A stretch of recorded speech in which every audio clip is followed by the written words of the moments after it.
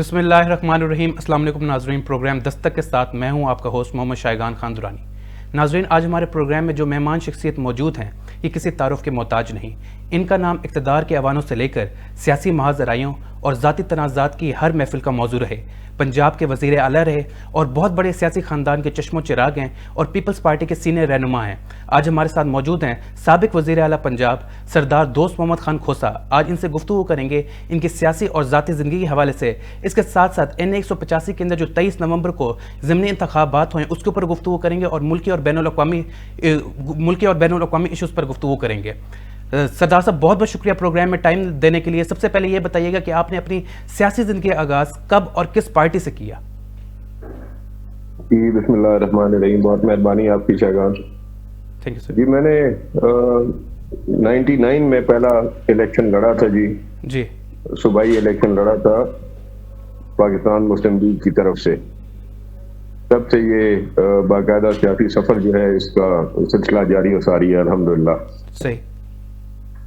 तो सरदार साहब ये बताइएगा कि आपकी बहुत तवील अरसे तक मुस्लिम लीग नून के साथ रफाकत रही है और 28 साल रफाकत ये क्यों इख्तिताम को पहुंची, जबकि मुस्लिम लीग नून के साथ आपके इतने करीबी ताल्लुकात थे कि आपको उन्होंने वज़ीर आला पंजाब बनाया, फिर ये ताल्लुकात इख्तलाफात में तब्दील हो गए, इसकी क्या वजह थी? कोई एक वजह नहीं थी, काफी सारी वजूहात थी इसके पीछे। ठीक है। जिसमें जो मैं समझता हूँ बुनियादी वजह थी वो ये थी कि जो स्टाइल ऑफ गवर्नेंस था मेरे वज़ीर आलाशिप छोड़ देने के बाद मियां शहबाज शरीफ साहब का जी, उससे कुछ इख्तलाफात थे, उस तर्ज से कुछ इख्तलाफात थे। ठीक है। और 2013 के करीब करीब हमें इत्तला मिलनी शुरू हो गई कि हमारे जो मुखालफीन हैं जी, इलाकाई सियासी मुखालफीन हैं जी, जिन्होंने अपने अदवार इक़्तिदार में मियाँ साहिबान को क्या क्या अलकाबात नहीं दिए और हम लोगों पे मुस्लिम लीग का हिस्सा होने की वजह से ठीक है, हम लोगों पे क्या क्या मजालिम नहीं ढाए, सही, उनके साथ इन्होंने गठजोड़ शुरू कर दिया था, जिसकी वजह से फिर बिल आखिर जो है वो रस्ते अलहदा हुए। अच्छा, तो सरदार साहब, लेकिन कई हलकों में ये कहा जाता है, सियासी हलकों में, कि आपके मेन इख्तलाफात बने थे मियाँ शहबाज शरीफ और मियाँ हमजा शहबाज से। क्या ये तासुर दुरुस्त है? बिल्कुल गलत है। गलत है? बिल्कुल गलत है। अच्छा। मियाँ शहबाज शरीफ से मैंने आपको अर्ज किया कि गवर्नेंस के हवाले से थोड़े बहुत इख्तलाफात थे। ठीक है। क्योंकि वो उनका तर्ज अमल ये था, वो चाहते थे कि हर चीज उनके हाथ में रहे। ठीक है।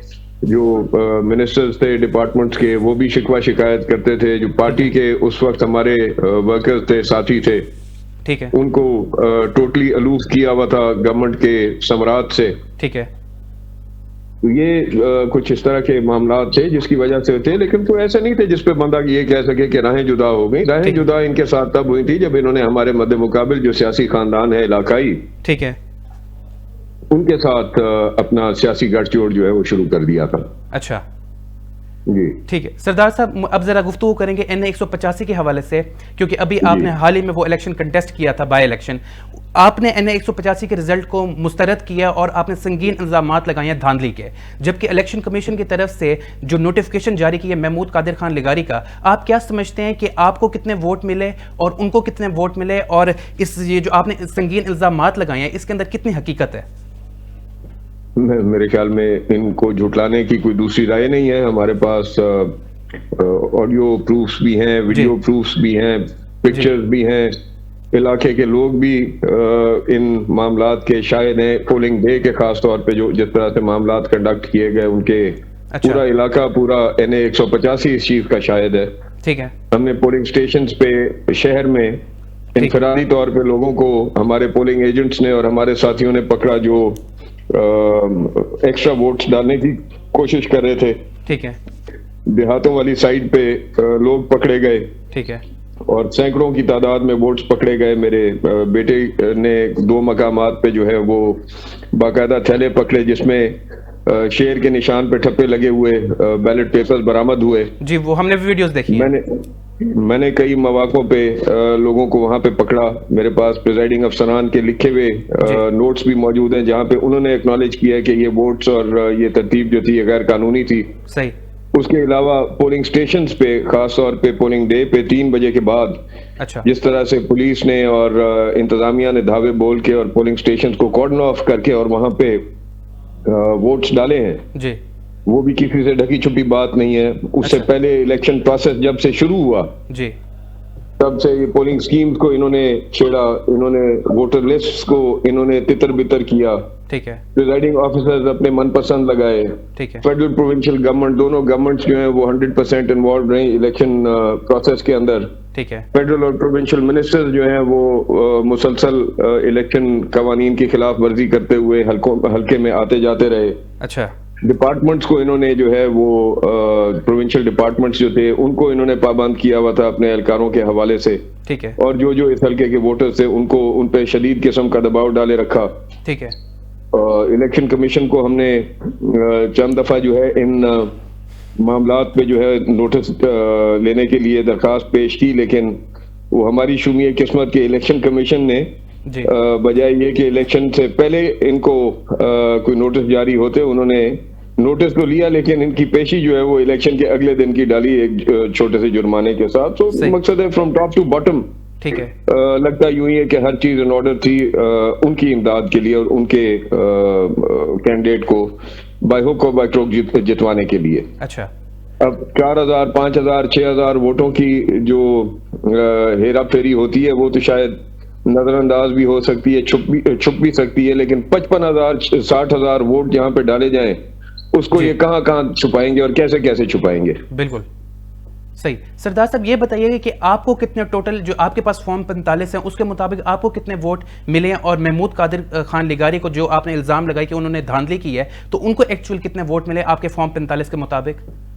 جی ہمارے تو آلموسٹ اباؤٹ 50,000 ووٹس ہیں جو فارم 45 جو ہمیں موصول ہوئے. اچھا, کیونکہ یہ پابند ہیں اس چیز کے کہ آر او جو تھا وہ پابند ہوتا ہے اس چیز کا کہ دونوں کینڈیڈیٹس جتنے بھی کینڈیڈیٹس ہیں وہ ان کے موجودگی میں اپنے نتائج جو ہے وہ وصول کریں. جی, انہوں نے ہمیں آر او آفس میں داخل نہیں ہونے دیا. اچھا, سب سے پہلے بددیانتی تو ان کی وہاں پہ آئی. ٹھیک, پھر انہوں نے کل ہمیں یعنی ایز وی اسپیک ٹوڈے انہوں نے کل ہمیں آفیشیل ریزلٹس جو ہیں جاری کیے ہیں اس کے حلف اٹھوا دینے کے بعد, اچھا, تاکہ اس سے پہلے کوئی ہنڈرنس نہ کریٹ ہو, کوئی قانونی چارہ جوئی یا کوئی قانونی پیش رفت نہ ہو, اس لیے انہوں نے ہمیں اس سے پہلے ریزلٹس آفیشیل جو ہیں جاری نہیں کیے. بہرحال ہمارے جو ریزلٹس ہیں ان کے مطابق یہ ہیں لگ بھگ 20,000 کے قریب اور ہم لوگ ہیں لگ بھگ 50,000 کے قریب. اچھا, لیکن سردار صاحب یہ بتائیے گا کہ آپ کی حکومت اس پیپلز پارٹی جو ہے وہ موجودہ حکومت کی اتحادی جماعت ہے اور ان کا بہت زیادہ مضبوط اتحاد ہے,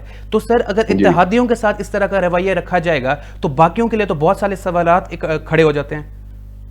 یہ تو سب کو دیکھنا چاہیے اور سوچنا چاہیے. جی ہم تو فرام ٹائم ٹو ٹائم ہماری پارٹی لیڈرشپ بھی ہماری پارٹی بھی اپنا احتجاج یا اپنی ناراضگی کا اظہار جو ہے ان کے وعدوں پہ اور معاہدوں کی خلاف ورزی پہ کرتی چلی آئی ہے. صحیح, اور میں سمجھتا ہوں کہ یہ بددیانتی جو انہوں نے کی ہے ٹھیک ہے NA 185 کے حوالے سے میرے خیال میں یہ ناقابل فراموش بددیانتی ہے. سر تو آپ نے اپنے اس حوالے سے اپنی قیادت کو اعتماد میں لیا اور کیا وہ آپ کا ساتھ دے رہے ہیں؟ کیونکہ اس حوالے سے بلاول بھٹو زرداری صاحب کا آل تھرو آؤٹ میں قیادت کو جو ہے وہ ان کے جو حرکات تھیں through out the election process ٹھیک ہے اسے آگاہ کرتا چلا آیا ہوں, اور اب بھی جو حالات ہیں معاملات ہیں وہ ان کو آگاہی ہے. ہم اپنے جو سارا سلسلہ ہے اس کو کنسالیڈیٹ کر رہے ہیں انشاءاللہ. صحیح, جو قانونی چارہ جوئی ہوگی پارٹی لیول پہ یا جو ادارے ہیں جنہوں نے انصاف فراہم کرنا ہے جی ان سے رجوع کریں گے انشاءاللہ.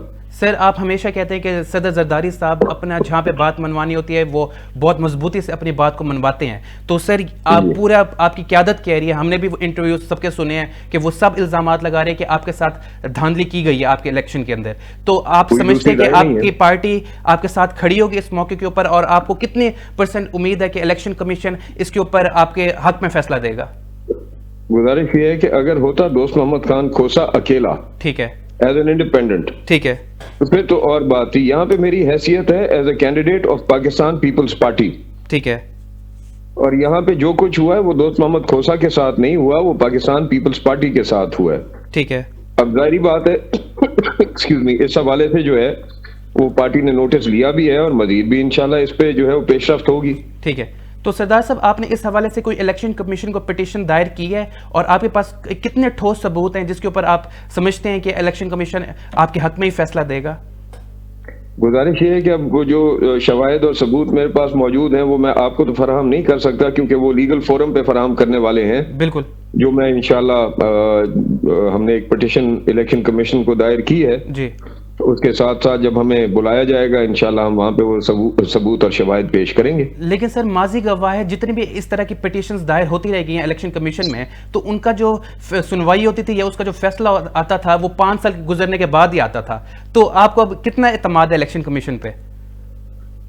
اعتماد کی بات تو آپ یوں دیکھیں نا کہ مقامی طور پہ بھی یعنی علاقائی طور پہ بھی جن اداروں نے انصاف اور تحفظ فراہم کرنا ہوتا ہے، جب وہی آپ کا تحفظ کی جگہ آپ کا تعاقب کرنا شروع کر دیں اور آپ کو انصاف فراہم کرنے کی جگہ آپ ہی کے ساتھ ناانصافی کریں، ٹھیک ہے، تو پھر باقی کیا بچتا ہے؟ الیکشن والے دن یعنی الیکشن پروسیس کے دوران تو چلو پولیس انتظامیہ اور ڈی سی او کی انتظامیہ، ڈسٹرکٹ انتظامیہ، ڈویژنل انتظامیہ جو ہمارے ساتھ، ہمارے ووٹرز کے ساتھ، علاقے کے ساتھ کرتی رہی، جی اس کے باوجود ان کو شکست ہوئی، جی، اور اس شکست کو دیکھتے ہوئے انہوں نے الیکشن والے دن جو ظلم کیا لوگوں کے ساتھ، اور میں سمجھتا ہوں کہ جو پبلک سینٹیمنٹس تھے ان پبلک سینٹیمنٹس کو جس طرح سے انہوں نے مجروح کیا، آج کس منہ سے شائگان آپ خود یہ مجھے اپنے انصاف سے بتائیں کہ انصاف فراہم کرنے والے ادارے اور تحفظ فراہم کرنے والے ادارے کس منہ سے کسی کو غلط کہیں گے جب انہوں نے اتنی بڑی غلطی اور زیادتی خود کی ہے؟ صحیح، بالکل صحیح ہے۔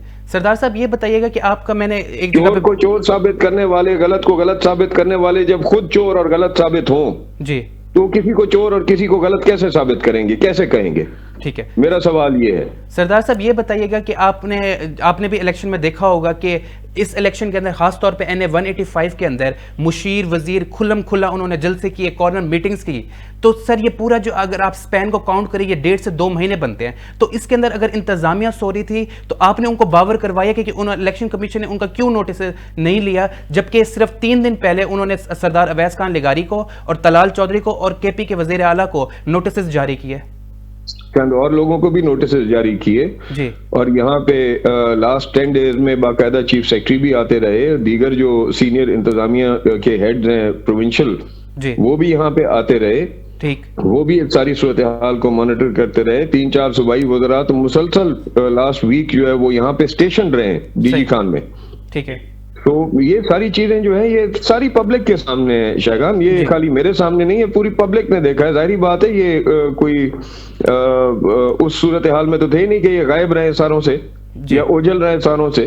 چھوٹا سا شہر ہے ڈیرہ غازی خان، یہاں پہ تو کوئی بھی اس طرح کا معاملہ ہو تو فوری اس کی اطلاع جو ہے پورے شہر میں پہنچ جاتی ہے، ہر کوئی آتا جاتا دیکھ رہا تھا ان لوگوں کو۔ جی، وہ تو سر آپ کی بات ٹھیک ہے، کیونکہ ہم نے وہاں سے جو ہمیں خبریں موصول ہو رہی تھی کہ اس دن الیکشن کے اوپر اتنا زیادہ ٹرن آؤٹ نہیں تھا عوام کا، لیکن جتنے فگرز آئے ہیں وہ تو حیران کن تھے، اس کے لحاظ سے تو بہت زیادہ لیڈ تھی۔ لیکن سردار صاحب میرا یہ سوال ہے، یہ بتائیے گا کہ آپ کی جماعت نے جس طرح مسلم لیگ نون نے وہاں پہ کھل کے کیمپین کیا اور ان کے MNAs MPs نے کھل کے وہاں پہ کیمپین کی، آپ کے ساتھ ہی ملتان کے اندر گیلانی صاحب کے بچے وہاں پہ موجود ہیں، ان کے تینوں بیٹے MNAs ہیں، رحیمیہ خان میں بھی آپ کے پیپلز پارٹی کے MNAs ہیں، لیکن آپ کی قیادت نے آ کے کوئی بھی آپ کی پیپلز پارٹی کی طرف سے وہاں پہ نہیں آیا جنہوں نے آپ کے حق میں وہاں پہ کیمپین کی ہو۔ سر اس کی کیا وجہ تھی؟ اس کی وجہ بڑی واضح ہے، آپ یہ دیکھیں کہ پارٹی کا بیک کرنا اور پارٹی کا ہونا تو وہ تو دوسری رائے نہیں ہے اس میں، صحیح، لیکن ذاتی طور پہ ان کا یہاں علاقے میں کیا اثر ہے؟ صحیح، علاقے کے ساتھ رابطہ تو ہمارا ہے نا، ہمارے خاندان کا، ہمارے خاندان کے افراد کا علاقے کے ساتھ اور علاقے کا ہمارے ساتھ۔ جی، تو یہاں پہ تو پوری انتظامیہ، پوری مشینری ہمارے خلاف کام کر رہی تھی، 2 گورنمنٹس ہمارے خلاف الیکشن کے پروسیس میں انوالو ہوئی تھی، فیڈرل گورنمنٹ بھی، پروونشل گورنمنٹ بھی، ان کے وزراء یہاں پہ آئے ہوئے تھے، جو کل تک ان کے MPAs یا MPAs کے کینڈیڈیٹس جو تھے وہ ایک دوسرے کی شکل دیکھنا گوارا نہیں کرتے تھے، ان کو بھی بلا کے الیکشن میں جو ہے وہ کسی کو کوئی لالی پاپ دیا، کسی کو کوئی لالی پاپ دے کے اور کینڈیڈیٹ کے پیچھے کھڑا کیا۔ سو وی ور اگینسٹ آل آڈ، ٹھیک ہے، اور اس میں الحمدللہ اللہ تعالیٰ نے اور ہمارے ڈیرہ غازی خان کی اور خاص طور پہ بالخصوص NA 185 کی عوام نے ہمیں سرخرو کی ہے۔ صحیح، ہم اس پہ مطمئن ہیں کہ عوام کی طرف سے جو رسپانس ہمیں ملا ہے الحمدللہ وہ ناقابل فراموش ہے۔ ٹھیک ہے سردار صاحب، یہ چیف الیکشن کمشنر جو ہیں ان کا جو کانٹریکٹ ہے وہ 2025 جنوری کے اندر ختم ہو گیا ہے، اب 11 ماہ گزر گئے ہیں لیکن ابھی تک ان کی تعیناتی نہیں ہو رہی اور اس پہ پیپلز پارٹی بھی خاموش ہے۔ آپ کیا سمجھتے ہیں کہ پورے پاکستان میں کوئی بھی ایسے افسر نہیں ہیں جو ان سے زیادہ قابل ہو اور ان کی جگہ پہ ان کی تعیناتی ہو؟ اس کا جواب تو آپ کو نون لیگ دے سکتی ہے جو اس وقت برسر اقتدار ہے، اس کا جواب میں آپ کو نہیں دے سکتا۔ اچھا، صحیح.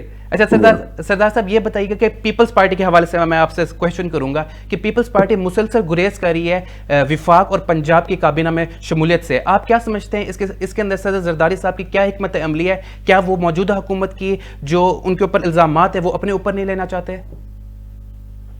نہیں ایسی کوئی بات نہیں ہے. گزارش یہ ہے کہ جو انہوں نے in principle charter of democracy کو مد نظر رکھتے ہوئے جو کمٹمنٹس کی تھیں اپنے اتحادیوں کے ساتھ, جی ابھی تک تو ان کو یہ پورا نہیں کر سکے. تو اگر گورنمنٹ میں شامل ہو جاتے ہیں ہم لوگ یا دیگر جو کئی اتحادی ہیں جو اس وقت ان کے ساتھ گورنمنٹ میں شامل نہیں ہے, تو ایسی تیسی پھیر دیں گے ان کی. ٹھیک ہے. تو ان کی بات کے اوپر اعتماد کرنا جو ہے وہ یوں ہی ہے جیسے اپنے ساتھ زیادتی کرنے والی بات ہو. اینڈ آئی ایم شیور میری پارٹی لیڈرشپ جو ہے مجھ سے بہت بہتر سمجھتی ہے اور جانتی ہے. ٹھیک ہے. سردار صاحب ایک آئی ایم ایف نے جو اپنی ایک governance and corruption diagnostic report جاری کی ہے, اس کے وہ میں آپ کے سامنے رکھوں گا. اس کے اندر کہا گیا Pakistan loses up to 6.5% of the G D P to corruption as elite captures struggles growth. Pakistani اشرافیہ اپنی جیبیں بھرنے میں لگی ہے. تو سر حکومت اس ٹائم مسلم لیگ نون کی ہے اور آپ کی جماعت بھی اس کے اتحادی ہے, تو سر یہ الزامات کس کے اوپر لگائے جا رہے ہیں آئی ایم ایف کی طرف سے؟ ظاہر ہے جو کنٹرول میں ہے گورنمنٹ میں ہے اسی کے اوپر لگائے جا رہے ہیں. ہم تو گورنمنٹ میں نہیں ہیں, ہم تو الائز ہیں گورنمنٹ کے. ٹھیک ہے. تو سر یہ ظاہری بات ہے اس کا جواب جو ہے یہ گورنمنٹ ہی دے گی. تو سر آپ سمجھتے ہیں کہ واقعی میں کرپشن ہو رہی ہے جو آئی ایم ایف نے رپورٹ یہ جاری کی ہے؟ سر میں تو لوکل سطح کی آپ کو مثالیں دے سکتا ہوں کہ جتنی بدترین کرپشن یہاں پہ لوکل سطح کے اوپر ہمارے علاقے میں ہمارے ضلع میں ہو رہی ہے. ظاہری بات ہے ٹرکل ڈاؤن ایفیکٹ ہی ہے نا اس چیز کا. جب چشمہ صاف بہے گا تو پھر نیچے پانی بھی صاف آئے گا, جب چشمہ ہی میلا ہوگا تو پھر پانی بھی تو میلا ہی آئے گا. صحیح. ٹھیک ہے. سردار صاحب یہ بتائیے گا کہ آپ کا جو 2.5 مہینے کا جو ٹینیور تھا وزیر اعلیٰ پنجاب جب آپ تھے, تو اس کے اندر آپ کے جو کام آپ نے کیے وہ واضح نظر آتے ہیں. تو آپ ہی کے علاقے سے سردار عثمان بزدار بھی 3.5 سال وزیر اعلیٰ رہے ہیں, تو آپ نے کیا ان کو مشورہ نہیں دیا تھا کہ علاقے کی خدمت کس طرح کرنی ہے؟ جی ان کی مہربانی تھی کہ وہ الیکٹ ہونے کے کچھ عرصہ بعد میرے اور والد صاحب پہ ایک سوشل کال کرنے کے لیے آئے تھے اور رہنمائی لینے کے لیے آئے تھے. ہمارا سیاسی نقطہ نظر شاید مختلف ہو سکتا ہے, لیکن ہم کیونکہ علاقائی طور پہ ایک دوسرے کے ٹرائبل ہمسائے بھی ہیں, ٹھیک ہے, تو ہمارا ایک وہ تعلق جو ہے ہمیشہ سے قائم رہا. ٹھیک ہے. اور اس ملاقات میں میں نے ان کو چند مشورے دیے تھے جس پہ انفارچونیٹلی عمل نہیں ہو سکا. ٹھیک ہے. تو سردار صاحب مجھے یہ بتائیے گا کہ عدالتی احکامات کے باوجود بانی پی ٹی آئی سے ملاقات نہیں کروائی جا رہی کے پی وزیر اعلیٰ کی سہیل افریدی کی, اور وہ 8 دفعہ کل جب وہاں پہ اڈیالہ جیل کے باہر گئے تو انہوں نے وہاں پہ دھرنا بھی دیا لیکن ان کی ملاقات نہیں کروائی گئی. ان کے پاس ہائی کورٹ کے آرڈرز بھی موجود ہیں. تو سر آپ کیا سمجھتے ہیں موجودہ حکومت کو آخر خوف کیا ہے کہ وہ کیوں نہیں ملاقات کروانے دے رہے؟ گزارش یہ ہے شائگان, یہ سوال بنیادی طور پہ آپ کا بنتا ہے حکومت سے یا حکومتی رکن سے. سر آپ کی جماعت بھی اتحادی ہے نا اس پارٹی کی, میں آپ کی رائے لینا چاہ رہا ہوں. میں حکومت کا جواب دہ نہیں ہوں, حکومت اپنے اعمال کے جواب دہ خود ہیں. ٹھیک ہے. میں یہ کہہ سکتا ہوں کہ یہ زیادتی ہے. ٹھیک ہے. قانون کے مطابق قانون جس چیز کی اجازت دیتا ہے اس کے مطابق جو ہے ہر قیدی کا یہ حق بنتا ہے کہ اس کے ساتھ جو بھی پروسیجر ہے اس کے مطابق اس کے ساتھ ملاقات کی اجازت دی جائے. ٹھیک ہے. اب یہ انہوں نے ایک منفرد سا ایک کیس بنایا ہوا ہے جس میں کئی دن کئی ہفتے ملاقات کے حوالے سے ہمیں اور آپ کو دیکھنے کو ملتا ہے کہ ان کی پارٹی کے لوگ جو ہیں وہ احتجاج بھی کر رہے ہیں اور آواز بھی اٹھا رہے ہیں, جو کہ غلط چیز ہے, نہیں ہونی چاہیے. ٹھیک ہے. تو سر یہ چیزوں کو خود کمپلیکیٹ کر رہے ہیں. جی. تو سر جو ابہام پبلک میں آج پائے جاتے ہیں, آپ کے سامنے بھی ہوں گے, میرے سامنے بھی ہوں گے, پبلک میں بائی اینڈ لارج ایک ابہام آج پایا جا رہا ہے ان کی حفاظت کے حوالے سے یا دیگر معاملات کے حوالے سے. جی. یہ اس طرح کی حرکتیں کر کے تو مزید اپنے لیے حالات جو ہے وہ خراب کرنا چاہ رہے ہیں. ان کو تو چاہیے کہ ایک جو فیئر پروسیس ہے جی اس فیئر پروسیس کو ود آل فیئرنس جو ہے, کیونکہ یہ فیئرنس کے عادی نہیں ہے لیکن جتنا بھی کر سکتے ہیں اس فیئرنس کے مطابق ان کو چلائیں. اچھا. اب عدالتی احکامات بھی ہیں, ان عدالتی احکامات کے بھی خلاف ورزی کرتے ہوئے اگر حکومت ملاقات کا موقع نہ دے لوگوں کو جی تو اس کا جواب تو حکومت دے گی نا. ٹھیک ہے. سردار صاحب آپ کا جو پیپلز پارٹی کا اور مسلم لیگ نون کے درمیان یہ جو معاہدہ ہوا تھا ضمن انتخابات کے حوالے سے کہ 6 سیٹوں کے اوپر مسلم لیگ نون کنٹیسٹ کرے گی اور 4 سیٹوں کے اوپر پیپلز پارٹی کنٹیسٹ کرے گی, تو سر یہ الیکشن سے کچھ ہی دنوں پہلے ہمیں یہ دیکھنے کو سامنے آیا کہ وہ بیک آف کر گئی. اس کی کیا وجہ تھی سر؟ میں نے تو آپ کو کہا خلاف معاہدوں کی اور وعدوں کی خلاف ورزی کے یہ بڑے ماہر ہیں. اچھا. اور انہوں نے یہ خلاف ورزیاں کی ہیں لیکن ہمیں اس سے کوئی فرق نہیں پڑا. ہم نے الحمدللہ الیکشن ان سے کوٹ کے جیتا. جی. اس کے باوجود اب یہ انتظامی طور پہ اور دیگر حوالوں سے اگر یہ 2 نمبری کر کے اور الیکشن کے ریزلٹس اپنے فیور میں کر جائیں جی ان کو انشاءاللہ ہم قانون کے مطابق پورا اس کا پیچھا کر رہے ہیں اور کریں گے. اچھا سردار صاحب یہ بتائیے گا آج پاکستان کی سیاست غیر یقینی صورتحال کا شکار ہے. آپ کے خیال میں پنجاب حکومت کی کارکردگی کیسے جا رہی ہے اور آپ کو کیا لگتا ہے کہ کیا یہ اتحادی حکومت جو ہے یہ اپنے 5 سال پورے کر پائے گی؟ پنجاب حکومت کی تو چھوڑے، پنجاب ہو یا فیڈرل ہو، ان کی جو طرز حکمرانی ہے اور جو ان کی کارکردگی ہے سب کے سامنے ہے. آپ نے ابھی خود IMF کی رپورٹ کا جو حوالہ دیا ہے جی اسی طرح سے سطح غربت کے حوالے سے بھی پچھلے کئی دنوں سے ٹیلی ویژنز کے اوپر، آپ ہی کے چینلز کے اوپر ہم یہ پڑھتے اور دیکھتے چلے آ رہے ہیں کہ عوام جو ہے مزید سطح غربت سے نیچے آ چکی ہے. جی مہنگائی روز بروز بڑھتی جا رہی ہے، لاقانونیت روز بروز بڑھتی جا رہی ہے، بدامنی روز بروز بڑھتی جا رہی ہے. ٹھیک ہے پرفارمنس تو یہی ہے، ماں سے بات تصویریں لگانے کی، انہوں نے اور کام کیا کیا؟ ٹھیک ہے. تو سردار صاحب اب ذرا میں آپ سے ڈسکشن کروں گا 27ویں ترمیم کے حوالے سے کہ سر ترمیم لانا اچھی بات ہے اور جب عوام کے لیے ترمیم ہوگی تو وہ ہم اس چیز کو اپریشیٹ کریں گے. اگر ہم امریکہ کی 100 سالہ تاریخ دیکھیں تو ادھر بھی تقریباً 26 سے 27 ترمیمیں آ چکی ہیں، لیکن سر 27ویں ترمیم کے اوپر بہت سارے سوالات کیے جا رہے ہیں کہ اس کے اندر عوام کی فلاح و بہبود نظر نہیں آ رہی. اس حوالے سے آپ کیا کہیں گے؟ جی بنیادی طور پہ تو مقصد ہے ترامیم جو ہوتی ہیں آپ خود بھی اس کو سمجھ سکتے ہیں اور جو لوگ ہیں ماشاءاللہ باشعور لوگ ہیں ان کو اس چیز کی سمجھ ہونی چاہیے. ٹھیک ہے کہ وقت کے ساتھ بدلتے حالات کے مطابق اگر گورننس کے نظام کو بہتر بنانے کے لیے کوئی ترمیم لانی ہے تو ضرور لائی جائے، عوام کے حالات کو بہتر کرنے کے لیے کوئی ترمیم لانی ہے ضرور لائی جائے. ٹھیک ہے لیکن جہاں پہ کوئی سرٹن چیزوں کو خالی ٹارگٹ کر کے اور ترمیم لائی جائے گی تو اس میں بددیانتی جو ہے وہ سامنے آئے گی. ٹھیک ہے اس پہ میری پارٹی کی جو ہے وہ بڑی کلیئر ریزرویشنز ہیں. آپ سمجھتے ہیں میری پارٹی کی عادت نے بڑے ویمنٹلی جو ہے وہ ہر فورم کے اوپر اپنی ریزرویشنز کا اظہار کیا اور میں ان ریزرویشنز کے ساتھ سٹینڈ کرتا ہوں. ٹھیک ہے سر سردار صاحب موجودہ حکومت کے اوپر فارم 47 کی مبینہ حکومت ہونے کا الزام ہے اور کہا جاتا ہے کہ حقیقی نمائندے اس ٹائم جیلوں میں بیٹھے ہیں. جمہوریت کی بقا اور سیاسی استحکام کے لیے اپوزیشن کے ساتھ سر مذاکرات ہونے چاہیے؟ سر اس وقت سب سے بڑا وکٹم تو آپ یوں سمجھیں میں ہوں جی، اور میری علاقے کے، میرے حلقے کے، میرے ضلع کے لوگ ہیں جنہوں نے اپنا مینڈیٹ مجھے دیا اور اس کو چوری کر کے نون لیگ کا کینڈیڈیٹ جو ہے وہ اسمبلی میں حلف اٹھا کے بیٹھا ہوا ہے. جی یہ تو ابھی تازی بات ہے نا. آپ تو 24 کے الیکشن کی بات کر رہے ہیں، میں تو یہ آپ کو 4 دن پہلے کی بات کر رہا ہوں. تو وہی روش چلی آ رہی ہے نا یہاں تک. بالکل. تو سر آپ سمجھتے ہیں کہ پھر جو 2024 کے الیکشن ہوئے تھے اس کے اندر بھی دھاندلی ہوئی تھی؟ وہ سرٹنلی کون سی چھپی ہوئی بات ہے، میں تو اس وقت بھی کہتا رہا ہوں. اچھا میں آج بھی یہی بات کرتا ہوں کہ 2024 جو ہے وہ تو بدترین دھاندلی کا الیکشن تھا. ٹھیک ہے جو تیسرے نمبر پہ تھے، چوتھے نمبر پہ تھے، وہ پہلے نمبر پہ آ گئے. جو پہلے نمبر والے تھے وہ پیچھے گھسیٹے جا رہے تھے. جی یہ تو بڑی کلیئر چیز ہے اور اسی لیے آپ دیکھیں کہ عوام کے ساتھ ان کا ٹوٹل ڈسکنیکٹ ہے.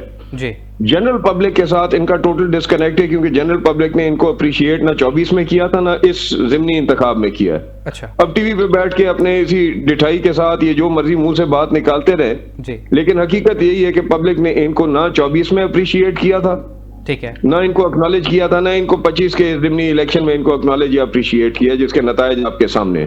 کیا ضرورت تھی یہ دھاندلی کرنے کی اگر ان کے پاس اتنا بڑا پبلک مینڈیٹ تھا جتنا پبلک مینڈیٹ کی یہ روز صبح دوپہر شام جو ہے وہ ٹی وی پہ بیٹھ کے چینل پہ بیٹھ کے اور یہ آؤ پکار کر رہے ہیں. اگر اتنا بڑا ان کا مینڈیٹ تھا تو یہ دھاندلیاں کرنے کی کیا ضرورت تھی؟ پھر پبلک مینڈیٹ کو ایکسیپٹ کرتے، 24 میں بھی ایکسیپٹ کرتے اور اس ہمارے ضمنی الیکشن میں بھی ایکسیپٹ کرتے. جی سردار صاحب اب ضمنی انتخابات کے بعد اب کہا جس طرح فگرز اگر آپ دیکھیں تو کہا جا رہا ہے کہ مسلم لیگ نون کی اب سادہ اکثریت پوری ہو گئی ہے اور اب کہا جا رہا ہے کہ ان کو پیپلز پارٹی کی ضرورت نہیں ہے. اور یہ بھی کہا جا رہا ہے کہ خبریں گردش کر رہی ہیں کہ میاں نواز شریف کو چوتھی دفعہ وزیر اعظم بنایا جائے گا. کہ آپ کیا سمجھتے ہیں ان خبروں میں کتنی صداقت ہے؟ جیسے آپ سن رہے ہیں ایسے ہم بھی سن رہے ہیں. صحیح. اور یہ چیزیں جو ہے بدستور نظر آ رہی تھیں اور میرے خیال میں ہماری پارٹی کی قیادت اور لیڈرشپ جو ہے وہ آپ سے اور مجھ سے زیادہ کلوز نگاہ ان سارے معاملات پہ رکھ کے بیٹھی ہوئی ہے. اگر ضرورت ہوگی ٹھیک ہے، نہیں ہوگی تو نہیں ہوگی، ختم بات. پھر یہ جانے ان کا کام جانے، پھر ان کو لگے گا پتہ دودھ کا دودھ اور پانی کا پانی ہو جائے گا. ٹھیک ہے. اگر سر آپ کو آپ کی پارٹی کو پی ٹی آئی کی طرف سے اگر آفر کرائی جاتی ہے الائنس کی تو کیا پیپلز پارٹی کے ساتھ آپ کی پی ٹی آئی کے ساتھ الائنس کریں گے آپ کی جماعت؟ اس پہ میں کامنٹ نہیں کر سکتا جی، اس پہ بہتر کامنٹ میری پارٹی لیڈرشپ کرے گی. اچھا سردار صاحب یہ بتائیے گا، یہ آپ کی پارٹی کے حوالے سے سوال ہے کہ پیپلز پارٹی اور مسلم لیگ نون کے درمیان جو 2.5 سال کا معاہدہ ہوا تھا کہ 2.5 سال مسلم لیگ نون گورنمنٹ چلائے گی اور 2.5 سال کے بعد وزیر اعظم جو ہوگا وہ پیپلز پارٹی کا ہوگا، کیا یہ خبریں درست ہیں؟ جی میں اس پہ کامنٹ نہیں کر سکتا، میرے تک اس طرح کا کوئی معاہدہ نہیں ہے. سر یہ کیونکہ وزیر آپ اس ٹائم جو چیئرمین سینٹ صاحب ہیں یوسف رضا گیلانی صاحب نے، انہوں نے یہ بات کی ہے. جی میں اس پہ کامنٹ نہیں کر سکتا کیونکہ یہ اگر بات ہوئی ہوگی تو بہت کلوز کوارٹرز میں ہوئی ہوگی، میرے نوٹس میں یہ بات نہیں ہے. جی ٹھیک ہے سر، ابھی یہ بھی خبریں گردش کر رہی ہیں کہ گورنر پنجاب اور گورنر سندھ کو تبدیل کیا جا رہا ہے، یہ بھی آپ کی خبریں آپ کے علم میں ہیں یا نہیں؟ جی اطلاعیں ہم نے آپ ہی کے ذرائع سے ہمیں یہ اطلاعیں ملی ہیں. ٹھیک ہے، کیونکہ ہم اپنے یہ الیکٹورل پروسیس کے اندر مصروف تھے، اس لیے میں اس کے اوپر کوئی سرٹن کامنٹ جو ہے وہ نہیں کر سکتا جب تک کہ میں اس پہ پارٹی لیڈرشپ سے بات نہ کروں. ٹھیک ہے، لیکن افواہیں اور اطلاعیں جیسے آپ تک پہنچی ہیں ویسے ہم تک بھی پہنچی ہیں. بالکل ٹھیک ہے. سردار صاحب یہ بتائیے کہ ٹی ٹی پی ایک دہشت گرد تنظیم ہے اور پاک فوج کے بہت سارے افسران اور جوان دہشت گردی کی وجہ سے شہید ہو چکے ہیں، آپ کیا سمجھتے ہیں کہ ایسے موقع پر تمام سیاسی پارٹیز کو باہمی اختلافات کو نظر انداز کر کے ایک ملک کے حق میں ایسے فیصلے کرنے چاہیے جس سے پاک فوج جو کہ ہمارا فخر ہے اس کے حوصلے بلند ہو؟ یہ ذمہ داری کس کی بنتی ہے، میں آپ سے سوال کرتا ہوں. سر یہ تو حکومت کی بنتی ہے. ہاں تو پھر حکومت کو کرنا چاہیے نا جی. ٹھیک ہے، اگر حکومت ایک سائڈ پہ دیگر سیاسی جماعتوں کو، ملک کی بڑی سیاسی جماعتوں کو دبانے کی کوشش کرے گی تو یہ تو توقع نہ کرے نا کہ پھر وہ سیاسی جماعتیں یا ان کے قائدین جو ہیں ان کے گلے میں سیروں کا ہار ڈالیں گے. اچھا ظاہری بات ہے ہر کسی کو اپنی سپیس کے اندر کام کرنے کا موقع دیا جائے. جی، اور یہ اس طرح کے معاملات جو آپ پچھلے 1.5-2 سال سے دیکھتے چلے آ رہے ہیں، جی اگر اسی طرح سے یہ رویے رکھیں گے تو پھر وہ جو پولیٹیکل یونٹی ہونی چاہیے کسی بھی ملک کے اندر، کسی ملک کے نظام کو آگے بڑھانے کے لیے، وہ تو نہیں آئے گی. ٹھیک ہے جی ہاں سر، یہ جو 3.5 بیسک رسپانسبلٹی جو ہے یہ تو گورنمنٹ کی بنتی ہے نا جی، because they are in the driving seat. بالکل ٹھیک ہے. لیکن سردار صاحب ذرا ڈیرہ غازی خان کے حوالے سے میں گفتگو کروں گا. 3.5 سال پی ٹی آئی کی گورنمنٹ رہی ہے اور وہاں سے وزیر مملکت زردار گل صاحبہ بھی تھیں، وزیر اعلیٰ پنجاب بھی تھے. تو 3.5 سال کے اندر ڈیرہ غازی خان ڈویژن کے لیے کیا کیا کام کیے گئے؟ کیا آپ ان کے پرفارمنس سے مطمئن ہیں؟ قطعاً مطمئن نہیں ہے. میں تو آپ کو پہلے آپ کے ایک سوال کے جواب میں عرض کیا کہ میں نے سردار عثمان خان بزدار صاحب کو علاقائی ڈیولپمنٹ کے حوالے سے چند مشورے دیے تھے تب جب وہ ہمارے پاس آئے تھے. ٹھیک ہے، ان میں سے کسی ایک مشورے پہ بھی عمل نہیں ہوا، اور وہ مشورے ایسے نہیں تھے جس سے کہ دوست محمد خان کو یا سردار ذوالفقار علی خان کو جو ہے اس سے کوئی فائدہ ہونا تھا یا ہمارے دوستوں کو فائدہ ہونا تھا، جنرل پبلک کو، علاقے کو فائدہ ہونا تھا. ٹھیک ہے، اور اس پہ بالکل اس کے اوپر عمل نہ ہوتا، کوئی اور اپنی طرف سے کوئی منصوبہ جات اس طرح کے لے کے آتے جس سے کہ علاقے کی بہتری ہوتی. جو ڈیولپمنٹ کا معیار 2008 سے 2013 کے دوران میں نے سیٹ کیا تھا، ڈویژنل ہیڈ کوارٹر جو میری سیٹ ہے، پروونشل سیٹ ہے ڈیرہ غازی خان شہر کی، یہ ڈویژنل ہیڈ کوارٹر ہے. ٹھیک ہے، اور اس ڈویژنل ہیڈ کوارٹر کو الحمدللہ اس کی ڈیولپمنٹ کے بالکل حیثیت ہی ہم نے تبدیل کر دی تھی ان 5 سالوں کے دوران. یہ تو اس کو بھی برقرار نہیں رکھ سکے. ہمارے بعد آنے والے 5 سال تقریباً نون لیگ کی حکومت رہی.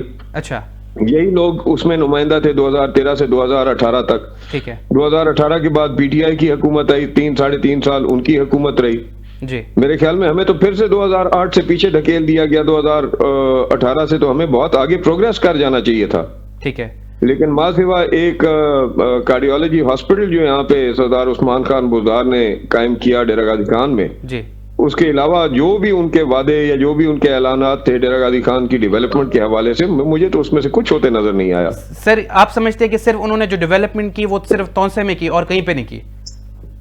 جی تونسا میں بھی دیکھیں، چیف منسٹر کی اتھارٹی جس طرح کی ہوتی ہے وہ آپ اگر نہیں سمجھتے تو نہ سمجھے، میں جانتا ہوں. جی چیف منسٹر کی اتھارٹی کے باوجود جس معیار کی ڈیولپمنٹ تحصیل تونسا کے اندر ہونی چاہیے تھی وہ تحصیل تونسا کی ڈیولپمنٹ نہیں ہوئی. ٹھیک ہے، ہاں کام ضرور ہوئے ہوں گے، کہیں نہ کہیں سڑک بن گئی ہوگی، کہیں نہ کہیں ٹف ٹائل لگ گئی ہوگی، کہیں نہ کہیں کوئی اور چھوٹے بڑے منصوبے جو ہیں اس طرح کے ہو گئے ہوں گے. ٹھیک ہے، لیکن جس طرح سے ایک ایریا کی اپ لفٹ ہوتی ہے، جس سے خالی یہ نہیں کہ ایریا کی ڈیولپمنٹ میں بہتری آتی ہے، سوشل ڈیولپمنٹ میں سوشلی بھی لوگ جو ہیں وہ ڈیولپ ہوتے ہیں. ٹھیک ہے، وہ نہیں ہوئی. وہ ہوتی نظر نہیں آئی. وہ پسماندگی آج بھی آپ کو وہاں پہ نظر آئے گی. سر یہ آپ نے پسماندگی کا ورڈ یوز کیا، میں ذرا اس کے اوپر آپ کی رائے لینا چاہوں گا. سر اس ڈویژن سے صدر مملکت سے لے کے وزیر اعظم، گورنر، وزیر اعلیٰ، سینیٹرز اور بہت ساری اہم پوسٹوں کے اوپر سیاستدان رہے ہیں، لیکن جب بھی اس ڈویژن کو یاد کیا جاتا ہے تو پسماندگی کا ورڈ یوز کیا جاتا ہے. سر یہ ابھی تک پسماندگی اس علاقے کی کیوں نہیں ختم ہوئی جبکہ اتنے بڑے سیاستدان اس علاقے سے رہے ہیں؟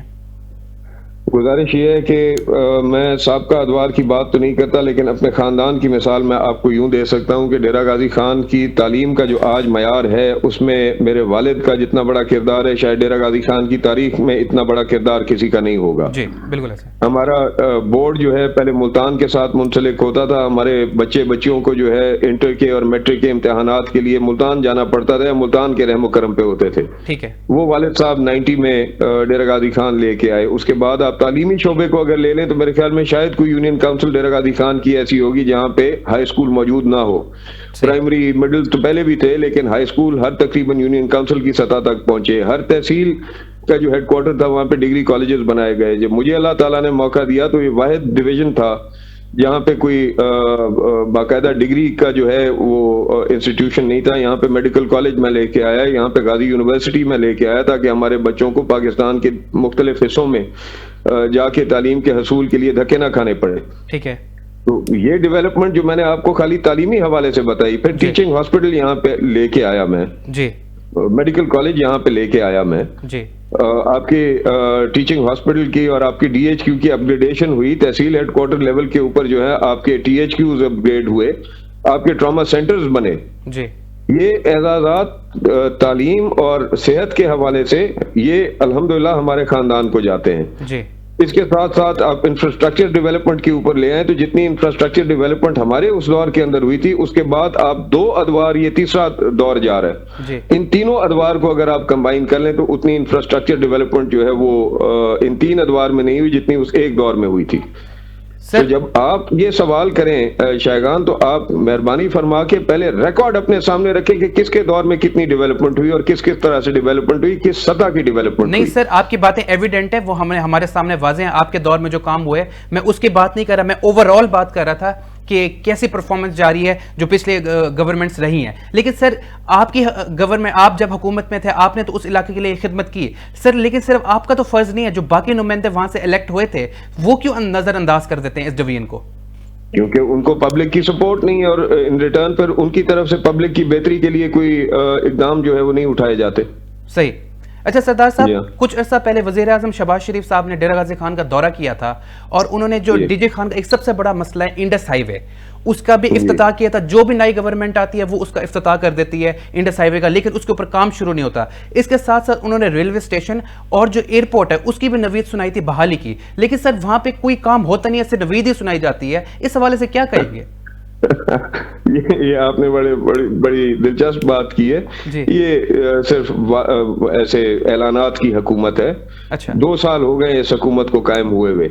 2 سال میں آپ مجھے بتائیں کوئی ایک میگا پروجیکٹ ایسا ہو جو کہ شروع ہو چکا ہو اور کمپلیشن کے قریب ہو.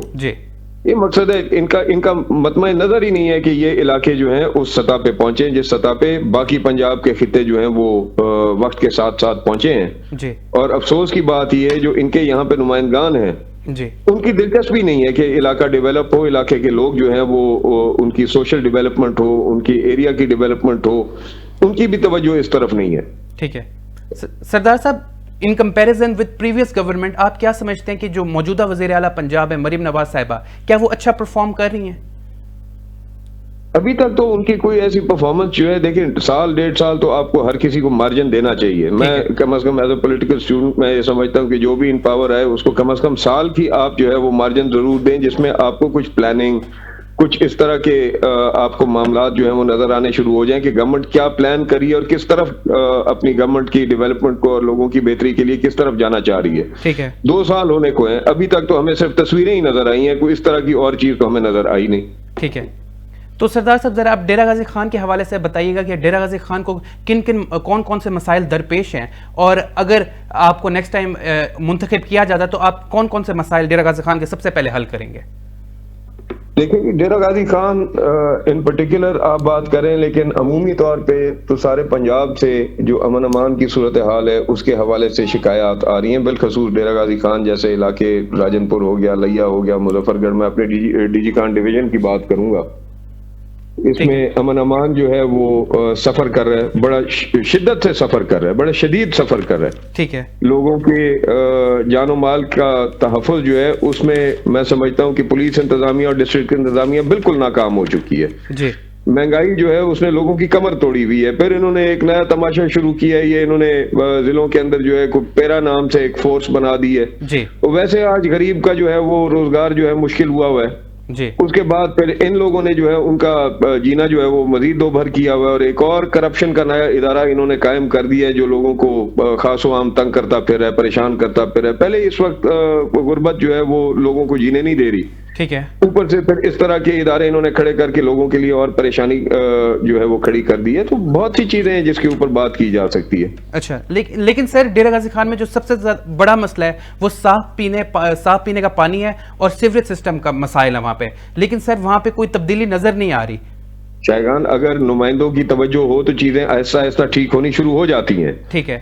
آپ حکومت کو کہیں جب آپ کے اپنے نمائندوں کی، یہاں کے جو منتخب نمائندے ہیں، جب انہی کی توجہ ان چیزوں کے اوپر نہیں ہے اور انہی کی رسائی حکومت تک اس طرح کی نہیں ہے جہاں پہ وہ حکومت کی آنکھوں میں آنکھیں ڈال کے کہے کہ ہمارے علاقے کے ان جو بنیادی مسائل ہیں ان کا حل کرے. ٹھیک ہے. تو کون کرے گا؟ کسی غیر ملک نے آ کے کرنا ہے یہاں پہ، کسی غیر ملک کے کسی نمائندے نے آ کے یہاں پہ ہمارے مسائل حل کرنے تو اپنے نمائندوں نے ہوتے ہیں. جب ان کی توجہ اور رسائی نہیں ہے ٹھیک ہے تو پھر مسائل کیسے حل ہوں گے؟ صاف پینے کا پانی آپ دیکھ لیں، آپ سیوریج کا نظام دیکھ لیں، آپ روڈ انفراسٹرکچر دیکھ لیں. تباہ ہو چکا ہے ہمارا روڈ انفراسٹرکچر ان کی نااہلی اور نالائکیوں کی وجہ سے. صحیح. ہمارا سیوریج کا سسٹم جس کو مینٹیننس کی، کانسٹنٹ مینٹیننس کی ضرورت ہوتی ہے، یہ اس کا سسٹم اس طرح کا ہوتا ہے جس کو کانسٹنٹ مینٹیننس کی ضرورت ہوتی ہے. جب مینٹین نہیں کریں گے وہ خراب ہوگا. ٹھیک ہے.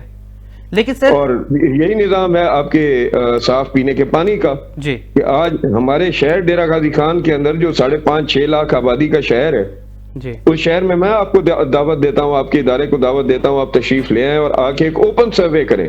ٹھیک ہے. کوئی حصہ شہر کا آپ مجھے دکھا دیجئے جہاں پہ لوگ کھڑے ہو کے یہ کہیں کہ جی ہاں ہمیں صاف پینے کا پانی مہیا ہو رہا ہے اور ہمارا نکاسی کا نظام ٹھیک ہے، ہماری اپروچ ٹھیک ہے. ٹھیک ہے. اس کا قصور تو پھر یہی انہی نمائندوں پہ ہی آنا چاہیے نا، اور حکومت پہ آنا چاہیے. آپ پہ مجھ پہ تو نہیں آئے گا، نہ آپ حکومت میں ہیں نہ میں حکومت میں ہوں. جی. اچھا سردار صاحب، آپ نمائندے ہیں نہ میں نمائندہ ہوں. بالکل ٹھیک ہے. سردار صاحب یہ بتائیے گا کہ قبائلی جو ایریا ہے ڈیرہ غازی خان کا، اس کے اندر ایک فرسودہ رسم ہے کالا کالی بھا پانی. سر اتنے عرصے سے وہ چلتی آ رہی ہے لیکن اس کا خاتمہ نہیں ہو رہا، اس کی کیا وجہ ہے؟ یہ ہماری طرف یہ نہیں ہے جی. اچھا. ہمارے ٹرائبل ایریاز میں اس طرح کا نظام نہیں ہے. یہ کچھ حصے ہیں بلوچستان، کچھ حصے ہیں راجن پور کے جہاں پہ یہ پریکٹسز ہیں. ٹھیک ہے. اور کچھ حصے ہیں بلوچستان میں جہاں پہ یہ قدیمی پریکٹسز جو ہیں یہ کی جاتی ہیں. ہمارے ٹرائبل ایریا میں اس طرح کی پریکٹسز نہیں ہے جی. ٹھیک ہے. اچھا سردار صاحب، آپ کی حکومت کے متعلق، یہ پیپلز پارٹی کے متعلق اور مسلم لیگ نون کے متعلق یہ کہا جاتا ہے جیسے آپ کا وفاق کے اندر اتحاد ہے، ضمنی انتخابات کے اندر آپ دونوں پارٹیز ایک دوسرے کے مد مقابل تھی، لیکن عوام کے اندر یہ رائے پائی جاتی ہے کہ یہ جو الیکشن تھا یہ صرف نورا کشتی تھی، کیونکہ جس نے بھی جیتنا ہے اس نے حکومتی بینچوں پہ بیٹھنا ہے، نہ کہ اس نے اپوزیشن عوام میں اس طرح کا بالکل تاثر نہیں تھا جی. بالکل تاثر نہیں تھا عوام میں کہ یہ کوئی نورا کشتی ہے. ظاہری بات ہے ہم ایک دوسرے کے مقابلے میں الیکشن لڑ رہے تھے تو اس میں عوام نے تو ڈیسائیڈ کرنا تھا فور اور اگینسٹ. ٹھیک ہے. اور وہ الحمدللہ ہمارے حق میں آئی چیز. اور آپ نے دیکھا کہ ہم نے جس طرح سے الیکشن کیمپین چلائی دو گورنمنٹس کے خلاف، فیڈرل اور پروونشل گورنمنٹس کے خلاف، جیسے میں نے پہلے آپ کے خدمت میں عرض کیا کہ 100% انوالوڈ رہی ہر سطح کے اوپر اس پورے الیکشن پروسیس میں. ٹھیک ہے. اس کے باوجود اگر عوام نے ان کو شکست دی ہے، شہر کے ہمارے، میں اوور آل حلقے کی بات نہیں کرتا، شہر ڈیرہ غازی خان کے جو پولنگ سٹیشن تھے اس میں 99% پولنگ سٹیشن پہ یہ ہارے ہیں ہمارے ریکارڈ کے مطابق، جو ہمیں ریکارڈ فارم 45 کے پریزائڈنگ آفیسرز نے دیے ہیں. نا آپ نے اپنے گھر میں کوئی پریس لگائی ہوئی تھی، نہ میں نے اپنے گھر میں پریس لگائی ہوئی تھی جہاں سے چھاپ کے ہم اس کو ایز ایویڈنس جو ہے الیکشن کمیشن کے سامنے یا دیگر جو انصاف فراہم کرنے والے ادارے ہیں ان کے سامنے پیش کریں گے. تو سر مجھے یہ بتائیے گا، آپ نے NA-185 کی بات کی، اتنی زیادہ مشینری صرف آپ ہی کے حلقے کے اندر کیوں یوز کی گئی سر؟ ان کو کیا خوف تھا آپ کے حلقے سے؟ یہ تو آپ ان سے پوچھئے. کیونکہ سر آپ کینڈیڈیٹ تھے، میں آپ سے سوال کروں گا کہ آپ کی لگتا ہے حلقے کے اندر اتنی زیادہ اچھی پرفارمنس تھی جو ان کو اتنا زیادہ خوف تھا. دیکھیں میرا تو ایک مطمع نظر ہے کہ اگر میرے علاقے کے لوگ جو ہیں جی وہ چین اور سکون کی زندگی نہیں گزار سکتے حکومتی عدم توجہی کی وجہ سے یا حکومت کی غلط پالیسیز کی وجہ سے، تو پھر میں نے کم از کم ان لوگوں کے لیے آواز ہر سطح پہ اٹھانی تھی، اٹھا رہا ہوں اور اٹھاتا رہوں گا. ٹھیک ہے. چاہے میں اسمبلی میں ہوں چاہے میں نہ ہوں. ٹھیک ہے. सरदार इस साहब चीज से शायद उनको खौफ था कि इस वक्त अफसोस की बात यह है कि जितने भी हमारे नुमाइंदगान हैं जिला डेरा गाजी खान के, किसी एक की आप मुझे असेंबली में खड़े हो के हुकूमत की नाकिस पॉलिसियों और गलत रवैयों की वजह से कोई एक तकरीर दिखा दें जहां पे उन्होंने हुकूमत को झंझोड़ा हो या उनको एहसास दिलाया हो कि आप लोगों के साथ ज्यादती करें। ठीक है, ये तो वो गूंगे और बहरे नुमाइंदे हैं ठीक है, जिनको अपने मफादात अजीज हैं, उनको लोगों के मफादात, अवाम के मफादात अजीज नहीं है। ठीक है, मेरा तो मतमा नजर यही था कि अल्लाह ताला मुझे सुरखरू करता, जो उसने किया है अल्हम्दुलिल्लाह अवाम के जरिए उसने मुझे सुरखरू किया है, तो मैंने अपने लोगों की आवाज बननी थी ना जी। ठीक है सर, जो रियासती उससे शायद इनको खौफ था। जी कंटिन्यू करें सर। सर जो रियासती अदारे हैं और जो हमारी अवाम में, कोई भी ये नहीं चाहता कि अवाम और हमारे रियासती अदारों में और इस्टेब्लिशमेंट के दरमियान में खलीज पैदा हो। हम हैं तो हमारी अवाम है और पाक फौज है। आप क्या समझते हैं ये जो सूरत हाल मुल्क में इस टाइम क्रिएट हुई हुई है, आप समझते हैं कि अपोजिशन के साथ मुज़ाकरात होने चाहिए और बानी पीटीआई को रिहा होना चाहिए? मैं इस पे कमेंट इस तरह से नहीं कर सकता कि जो इल्जामात बानी पीटीआई के ऊपर हैं जी, उनको एक फेयर तरीके से, मैं समझता हूँ हर पाकिस्तानी शहरी का ये हक है कि उसको अगर उसके ऊपर कोई इल्जामात हैं तो उसको एक फेयर ट्रायल जो है वो मिलना चाहिए। ठीक है, उसमें अगर उसके ऊपर वो इल्जामात साबित होते हैं तो कानून के मुताबिक उसके खिलाफ कार्रवाई हो, ठीक है, अगर नहीं होते तो उसको कानून के मुताबिक उन इल्जामात से बरी कर दिया जाना चाहिए। ठीक है, अब ये तो कानून नाफिज करने वाले इदारे और जो इंसाफ फराहम करने वाले इदारे हैं उनके ऊपर डिपेंड करता है कि कितनी शफाफियत से ये मामला जो है वो आगे लेके चले जाते हैं। ठीक है सर, आखिर में अपने हल्के के अवाम के लिए और पाकिस्तान के लिए क्या पैगाम देंगे? अपने हल्के की आवाम के लिए तो मैं जितना शुक्रिया अदा करूं उनका उतना कम है। ठीक है, कि उन्होंने 2 हुकूमतों का सामना किया, कई वफाकी और सूबाई वज़रा की मौजूदगी का सामना किया, जी, इनके मजालिम का, इनका जुल्म का सामना किया, पुलिस इंतजामिया और डिस्ट्रिक्ट इंतजामिया के मजालिम का सामना करते हुए फिर भी अल्हम्दुलिल्लाह हमें उन्होंने सुरखरू किया और कामयाब किया। तो जितना मैं उनका शुक्रिया अदा करूं उतना कम है। ठीक। सरदार साहब आपका बहुत बहुत शुक्रिया, आपने प्रोग्राम में टाइम दिया। नाज़रीन प्रोग्राम का टाइम खत्म हो चुका है, इंशाल्लाह आप सबसे मुलाकात होगी नेक्स्ट प्रोग्राम के अंदर। तब तक के लिए अपने मेज़बान शायगान खान दुरानी को दीजिए इजाज़त। अल्लाह निगहबान।